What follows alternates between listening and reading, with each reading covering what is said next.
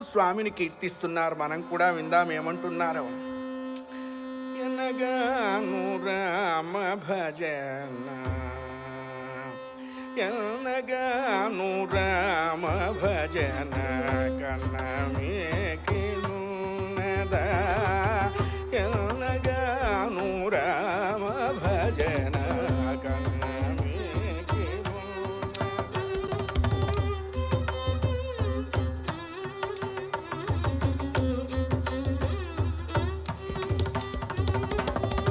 సన్నుతించి శ్రీరామ,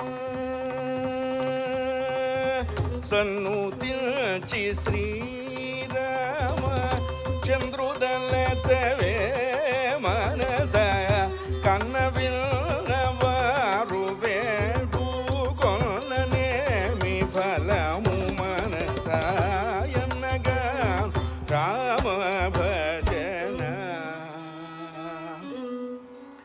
చిత్తాన్ని శ్రీరామచంద్ర దివ్య పాదార విందాయత్తం చేసి నిశ్చల భక్తితో నిర్మల చిత్తంతో తనువు మనస్సు సర్వస్వము రాముడికే అర్పణ చేసి రామచంద్రమూర్తిని కీర్తిస్తున్నాడు. అదృష్టవంతుడైనాడు తండ్రి అన్నారు. ఎందుకండి అన్నారు. పుత్రాదిచ్ఛేత్ పరాజయం, అటువంటి పిల్లలు కలిగి ఉండటమే అదృష్టం.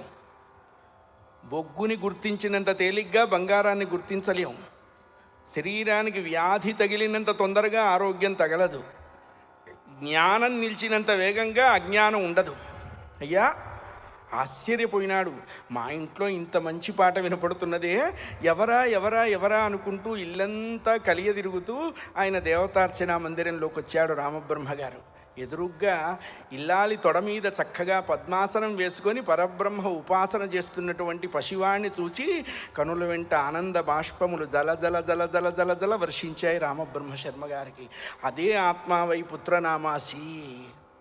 పుత్రోత్సాహము తండ్రికి అని ఎందుకు చెప్పారు అంటే, అటువంటి పుత్రులు కలిగితే ఒక జాతంతా కూడా తరింపబడుతుంది, ఒక యుగం అంతా కూడా తరింపబడుతుంది. ఆశ్చర్యపోయినాడు ఆయన. ఏమే సీత, ఎవరు చెప్పారు వీడికి సంగీతం? ఇంత చక్కగా పాడుతున్నాడు, ఎవరు నేర్పారు అని అడిగారు. ఆవిడ నవ్వి, మీరు ఊరుకుందరు, మీరు మరీను, సంగీతం ఒకళ్ళు చెప్తే వస్తుందా, వాడు ఇస్తే కదా వచ్చేది అంది. సీతావర సంగీత జ్ఞానము ధాతవరాయవలెరా.